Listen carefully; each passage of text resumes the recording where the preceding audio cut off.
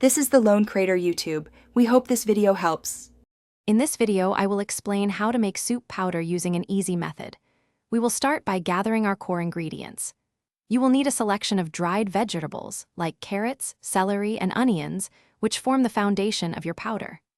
Don't forget to include dried herbs such as parsley and thyme, along with essential seasonings like salt, pepper, and nutritional yeast for that rich, savory taste.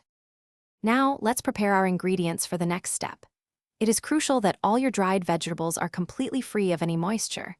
This prevents clumping and ensures a long shelf life. If any pieces are too large, gently break them into smaller, more manageable fragments.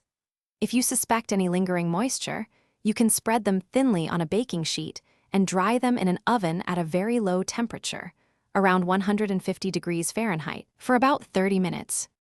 This is where the magic happens.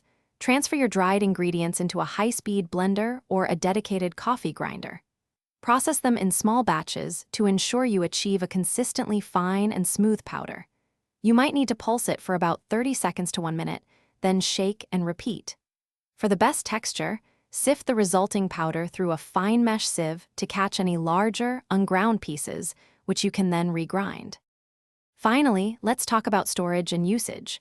Once your soup powder is complete, store it in an airtight container, like a glass jar, in a cool, dark pantry. This will help maintain its freshness and potency for up to 6 months.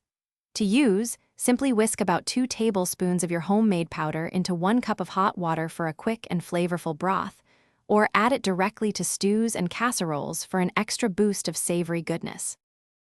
Thanks for watching. Consider subscribing if we helped you.